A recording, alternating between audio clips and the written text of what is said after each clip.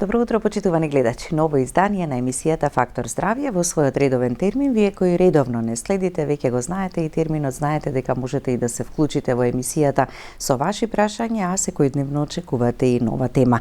Утрово зборуваме за мигрена, која што не е само обична главоболка, туку е невролошко нарушување кое сериозно го нарушува квалитетот на животот. Колку е честа, кои се симптомите, тригер факторите или пак поттикнувачи, како се дијагностицира и она што е најважно, како се третира и како да се контролира. На оваа тема утрово разговараме со доктор Јасмина Матеска-Станковска, специјалист невролог од Поликлиниката Букурешт, Здравствен дом Скопје. Добро утро, доктор Јасмина, и добре ни дојдовте во Фактор здравје. Добро утро и добро ве најдов. Да. Што представува мигрената и колку е честа, на која возраст најчесто се јавува? Дали е повеќе присутна кај женската популација? Вака, мигрената не е само силна главоболка, како што така знаат во народот, туку таа е едно стварно сериозно невролошко заболување, односно се работи за една васкуларна пароксизмална главоболка, која што се јавува во мигренозни атаки или налети, значи не е цело време присутна, односно туку се јавува во атаки, кои што траат од 4 часа до 72, значи до 3 дена. И како што знаеме, таа е унилатерална, значи од една страна зафаќа пулсирачка, пропратена со гадење, повраќање, фото и фонофобија, односно смета светлина, сметаат звуци и сметаат некогаш и мириси на пациентите. И се засилува ако има физичка активност, заради тоа тие бараат мирување во затемнета просторија, да бидат изолирани од околината и да одмараат. Иначе се јавува почесто кај жените и тоа на возраст од 20 до 50 години, тоа е тој пик, иако може да се јави и пред 20 и после 50, но тоа е тој пик кога викаме тие се тогаш се работоспособни и затоа таа е, значи не е само силна главоболка, туку таа е една онеспособувачка главоболка во текот на тие мигренозни атаки. Иако кога нема мигренозна атака, тие се нормални и не се нормално си функционираат, но тогаш кога се тие атаки се баш онеспособувачки за толку е силна и интензивна што може да поверува само човек кој што ја почувствувал. Ја почувствувал, да. Дури и пациентите кои што имаат мигренозни атаки или главоболки, вика се фрустрирани дека никој не им верува некогаш дека таа е толку неспособувачка, значи што тие ќе пропуштат може и семејни, просто пропуштаат тоа да не зборуваме денови од работа, работните обврски секако и дома, обврските, но сепак пропуштаат и такви дружби или веселби што стварно не можат да издржат, таа баш ги тера само да лежат во тој момент. Така. Многу е важно да се почувствуваат предупредувачките знаци или човек веќе кога има мигрена веќе учи и се навикнува како да живее со неа, ама само да си најде начин да ги ублажи симптомите. Да. Тоа е кај мигрената, бидејќи кажавме дека се ова во атаки, настапи, тие секогаш се испровоцирани. Тие се спровоцирани, ги имаме тие провоцирачки или тригер фактори, кои што ќе доведат некоја индивидуа да има повеќе атаки или да има помалку атаки, односно настапи на мигрена. Тие, бидејќи често е кај жените, тие хормонален тој дисбаланс, влијае затоа во текот на менструален циклус имаат многу почесто, такви атаки. Потоа временските, метеоролошките фактори, тука имаат многу влијание, промени на времето, тогаш исто ги провоцира атаките. Тој нарушен ритам сон и будност, значи таа една несоница, ако имаат, исто така ги провоцира нападите. Вознемиреноста, анксиозноста, исто ги провоцира нападите. Потоа одредени видови на храна, исто може да ги провоцираат нападите, како што се јаки сирења, кашкавал, потоа јаткастите плодови исто може да ги провоцираат, портокал, од тоа што го јадеме, може не знаат, чоколадо, посебно и црното чоколадо, ги провоцира нападите, а исто така и алкохолот. Алкохолот мислам се што ако се претера, а највеќе и од една чашка црвено вино. Црвеното вино многу често ги провоцира мигренозните атаки. Значи тие, пак кажам, секогаш се поврзани со тие тригер фактори. Затоа некои индивидуи имаат многу често мигренозни напади, а некои имаат многу ретко. Зашто некои малце се виделе што им смета, па малце ќе се прилагодат, ако е можно. Да. Ќе погледнеме блок реклами, па ќе продолжиме понатаму. Ве поканувам и ве потсетувам, почитувани гледачи, дека можете да се јавите, да поставите прашање и да го добиете советот и препораката за проблемот кој што го имате. А во исто време ве поканувам и да не следите до крај.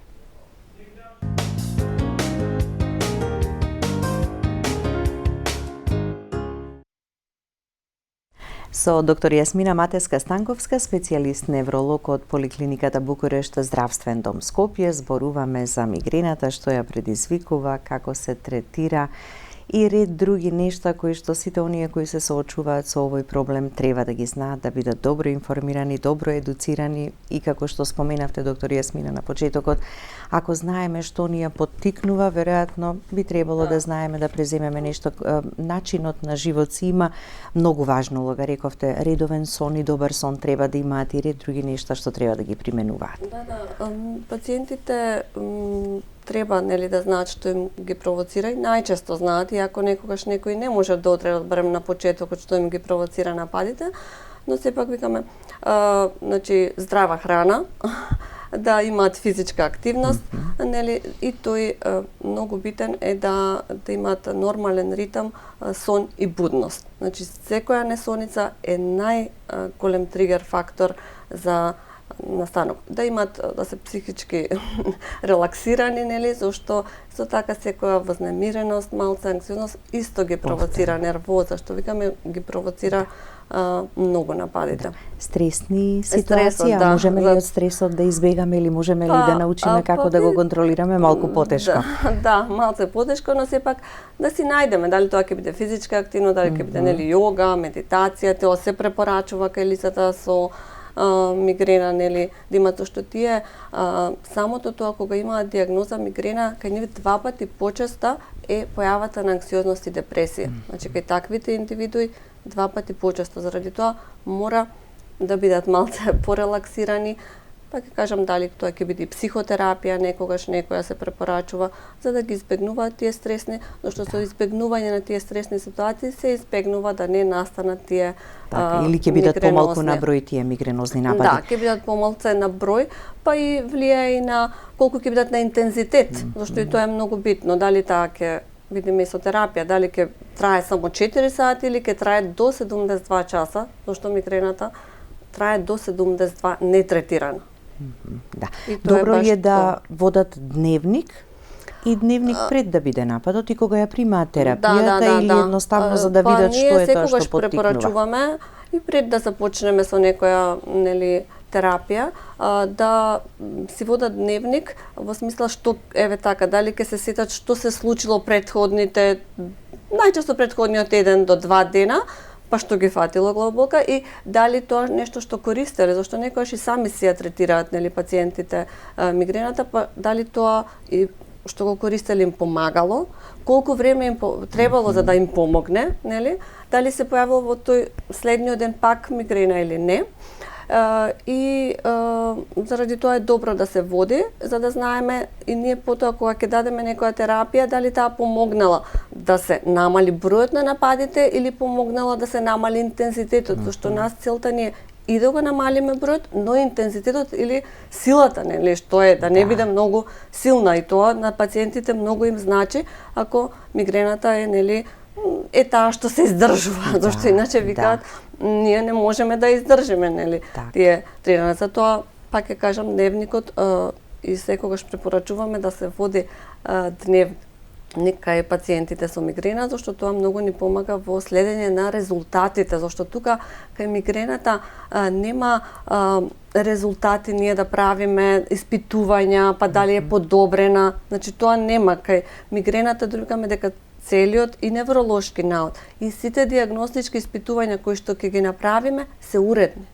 Значи тие се уредни, заради тоа тој дневник и како ни помага за да го следиме текот на лекувањето. И за каква терапија би се терапија ќе се одлучиме, така, да. А дали наследниот фактор игра тука улога во појавата, нешто што како ризик фактори ја предизвикува мигрената?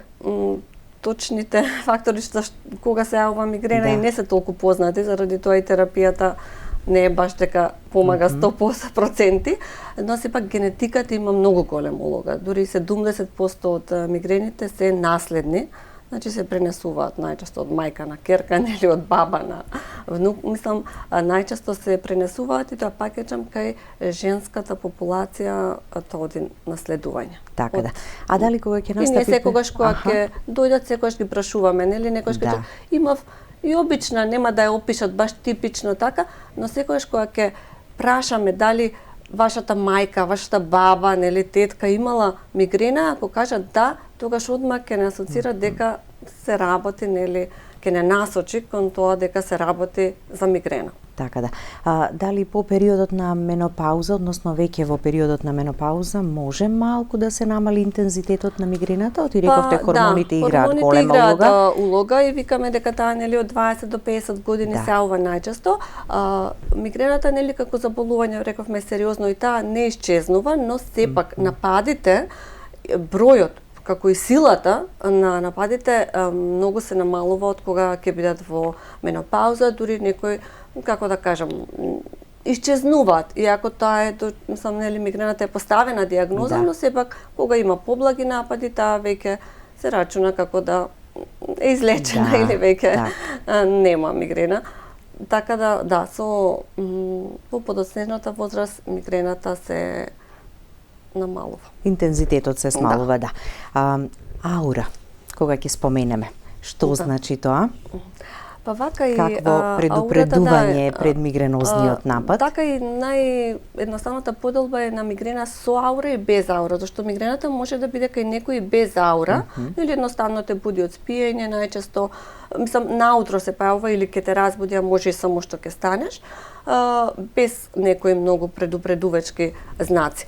Таа е обична и е почеста мигрена без аура. Но има и мигрена со аура, кога кај неја има 4 како фази, значи еден продромален период, тој е всушност и ден-два пред да почне мигрената, има некои така како суптилни симптоми, ќе имат промена во расположение пациентите, ќе може да им се јади многу, може да им се пие многу, што некако, може некои да се препотуваат многу тие 2-3 дена. Тоа е како наговестување тие и веќе пак кога ќе кажам кога ќе водат дневник, тие си ги знаат тоа. Сега знам дека за ден или два ќе ме фати мигрена.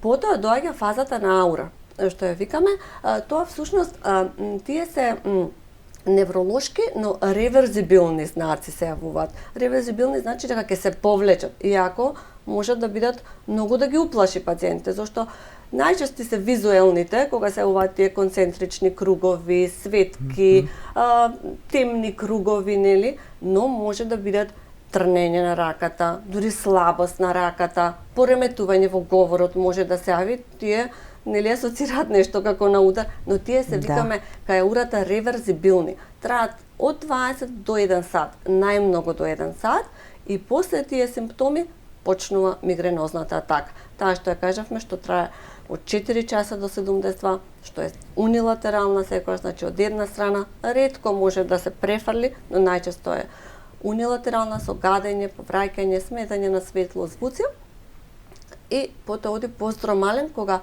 пациентите и после еден ден-два се уште како заморни, нели викаме како да ги згазил востината, имав претходниот ден мигрена и не ме чепка, нели, и сега не ме допире.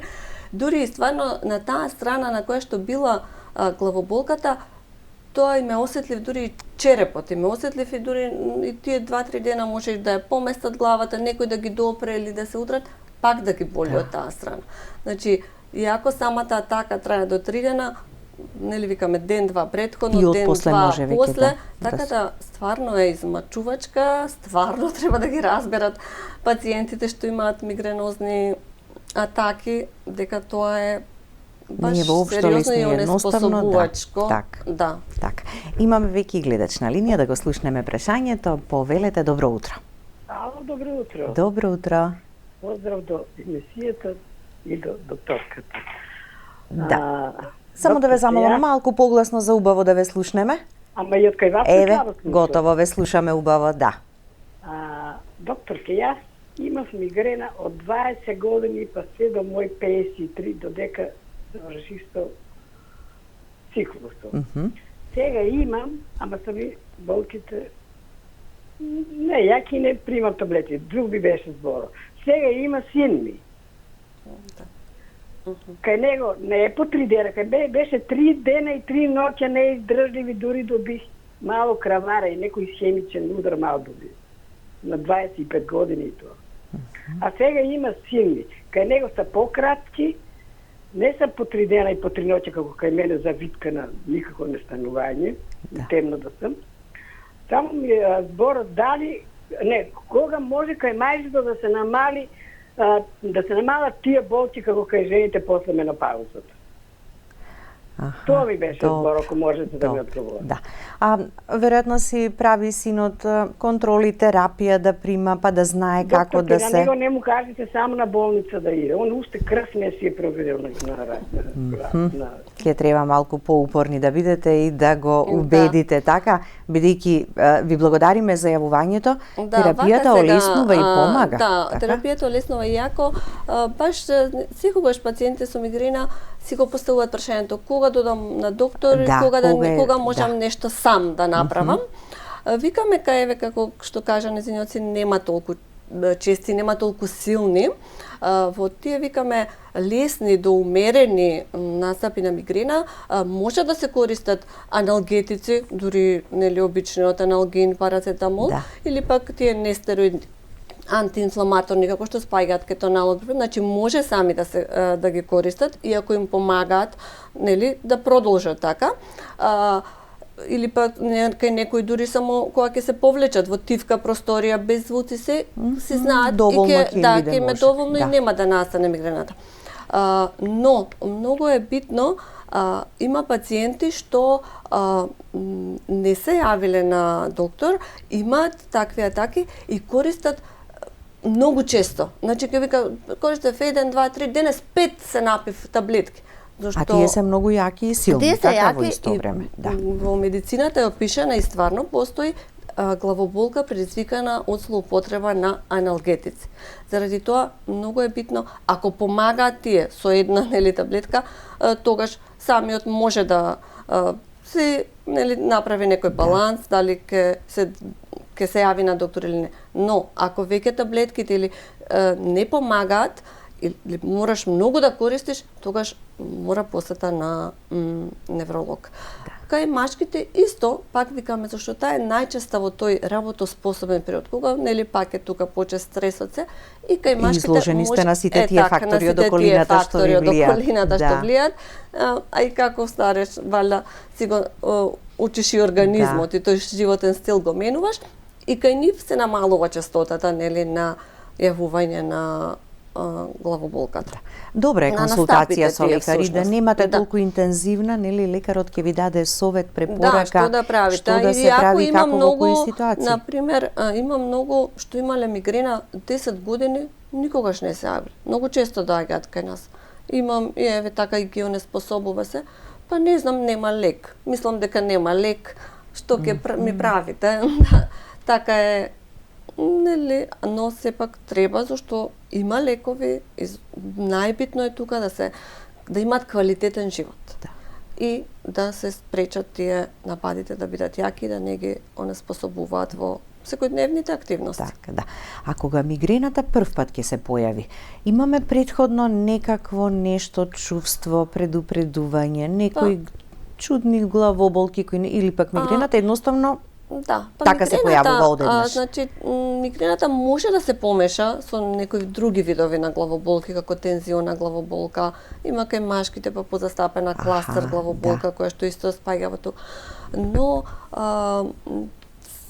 може да е мешана. некои пациенти е мешан тип на главоболка и мигрена и тензиона.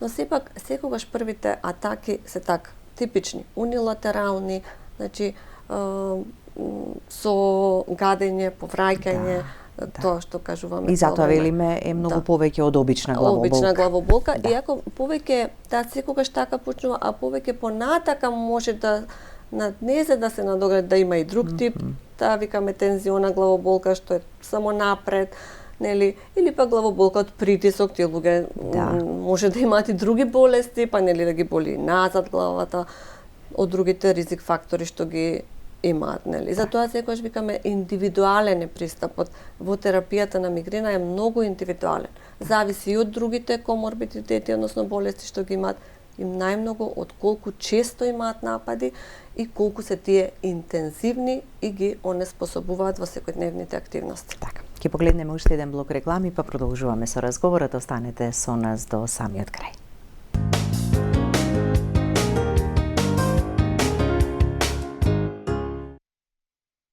Продолжуваме со разговорот во студиото во поглед на поставувањето на диагнозата. Доктор Јасмина, кога веќе нели ќе се дојде на преглед, зошто е толку важен и значаен невролошкиот преглед и што тој опфаќа, а кога е потребно и дополнително исследување?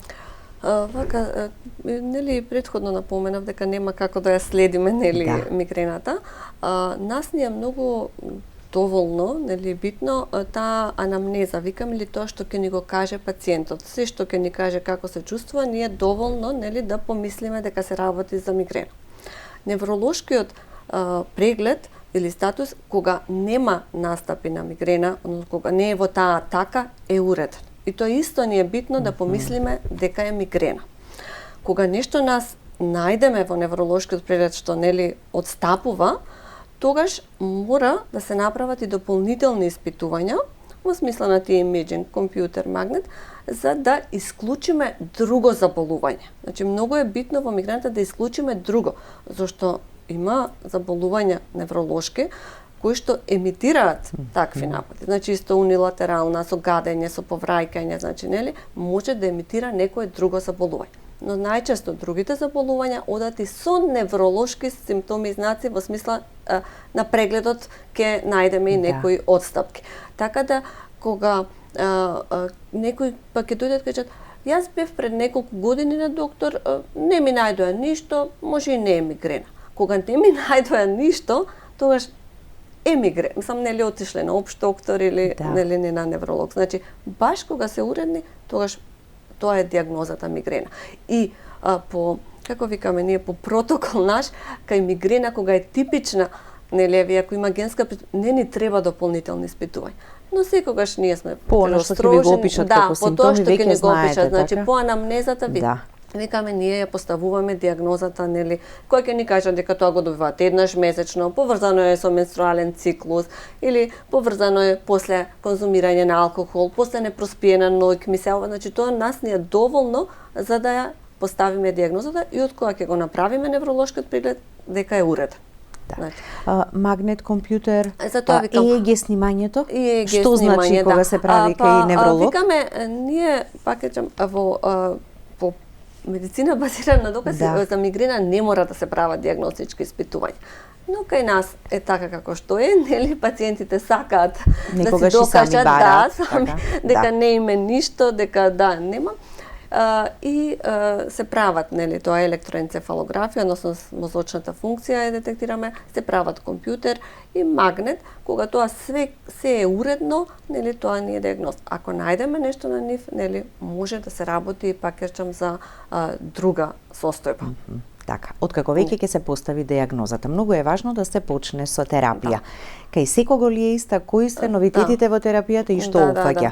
Акутна, секогаш викаме и терапијата прво се дели на терапија која што се дава во акутна фаза, односно во фазата на тие мигренозни атаки, и превентивна терапија која што има за цел да ги спречи нели нападите, да не се уват малце поретко и да не биде толку силна, и не се сите кандидати за таа превентивна терапија. Што треба да исполнат како критериум за да се почне? Акутната терапија, кој што кажав, кај лесна може да биде со обични аналгетици и тие нестероиди, но кај средно тешка, нели, потешка форма се даваат, нели, таблетки, нели, од групата на триптани, кои што може да имаат несакани ефекти и тоа е битно кај пациенти и не се препорачуваат кај луѓе со кардиоваскуларни заболувања, бидејќи предизвикуваат вазоконстрикција и така го спречуваат нападот на мигрена. Исто што е многу битно кај за акутната терапија, треба да се земе, тоа секогаш му го кажуваме на пациентите, на почеток на атаката. Зашто викаме, кога мигрената ќе се прошири, нели, помине. Значи прво почнува од слаба и е силна, нема лек што ќе ја спречи. Значи за тоа е битно да се земе на почетокот. А и не многу рано, кога ќе ги викавме, нели, има една фаза еден ден претходно промена, не тогаш. Значи кога ќе почнува веќе да боли главата, тогаш се зема тие триптани. И ако сега има и нови во последната деценија, тие гапанти, нови лекови кои што немаат несакани толку ефекти, па и со нив може да се проба, нели, кај пациентите кај кои што таа со триптани не делувала. Сега, тие не може, бидејќи, нели, предизвикуваат и други последици, не може да се користат често. Ако некој има многу често напади на мигрена, тоа значи 3 до 4 месечно, не смее да се користат тие, нели, толку често и тие се кандидати за веќе превентивна терапија. Освен тие што, како што напоменав, што добиваат често 3 до 4 пати, други кандидати кои што се за превентивна терапија се кога не делуваат. Триптаните не делуваат на таа атака, значи се земаат, но не делуваат. И кога тие има пациенти кај секој различен прагот на подносливост на болка. Кај пациенти кои што не можат да се справат во тие 3 дена, и ден да трае, но не можат да се справат, значи тука јас не можам тоа да го поднесам, нели, ги онеспособува и тие се кандидати за превентивно. Значи кога добиваат често, кога не им делува терапијата за акутна настапи и кога не можат да ја поднесат и со, нели, ги онеспособува. Тогаш таа терапија подолг период ќе ја користат? Превентивната терапија се користи најчесто 6 месеци. Првиот пат се користи 6 месеци, таа се пие секој ден, некога имаат настапи, значи, затоа викаме превентивна.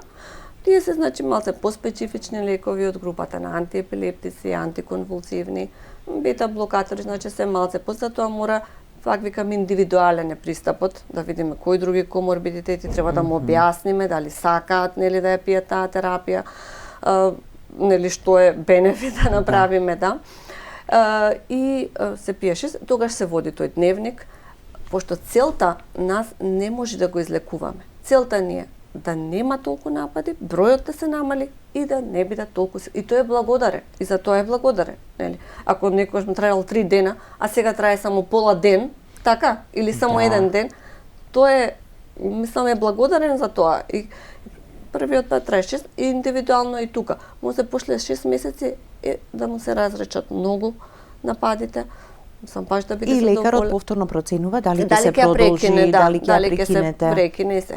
Сега има и најнова терапија, тие се моноклонални антитела, што е со боцкање на секој 3 месеци.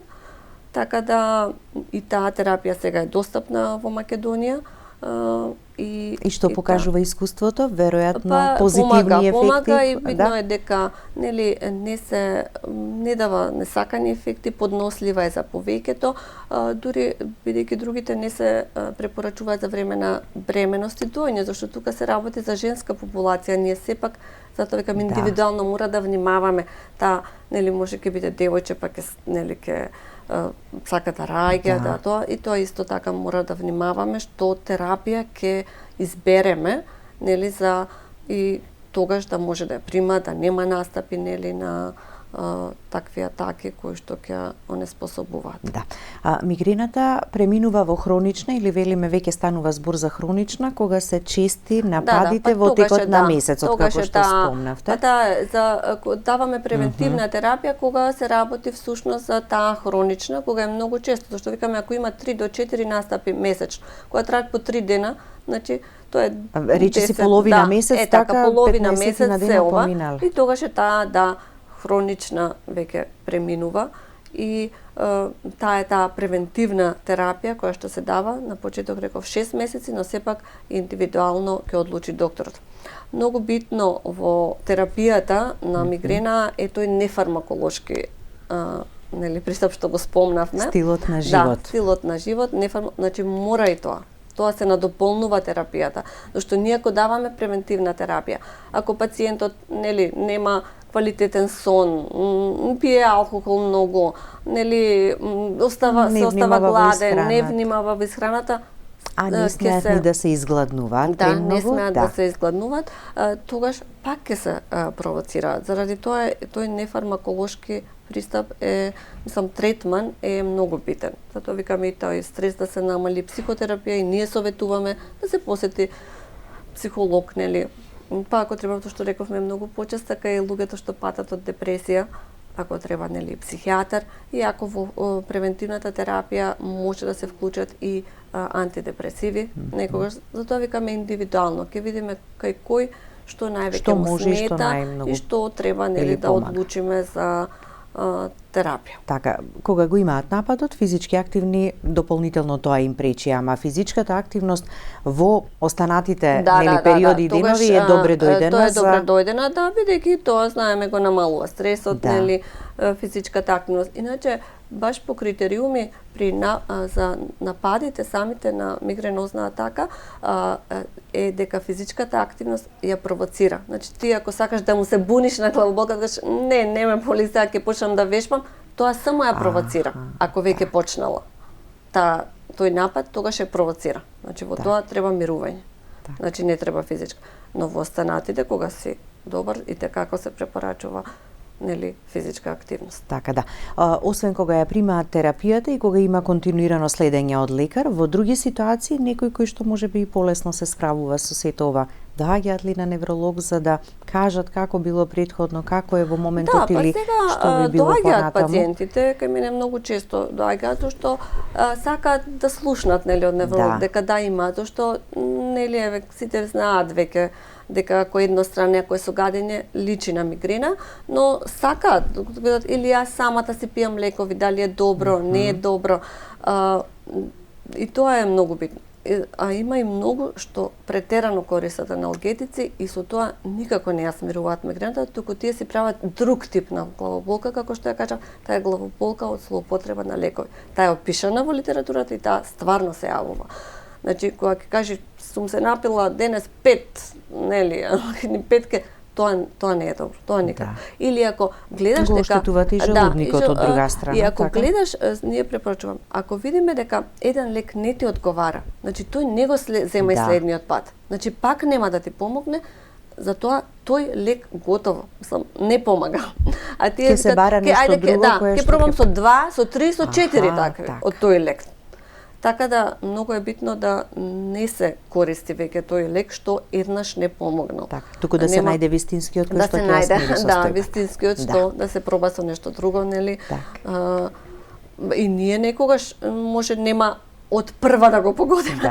Ние ќе дадеме некој лек, но тој може тогаш нема да му ги намалува. Но сепак овие за средно и тешка, кога ќе се јават на невролог, веќе имаат средно до тешка форма, тие триптаните помагаат. Значи, тие се група на лекови кои што генерално помагаат за да се спречат нападите. Така да. На самиот крај дојдовме. Ви благодарам за гостувањето и сите овие информации кои што ги споделивте со нашите гледачи. Фала ви, благодарам и на вас за поканата и баш се осеќав убаво. Драго ми е. Благодарности до вас, почитувани гледачи, за вниманието со кое не следевте. Останете и понатаму со програмата на ТВ24.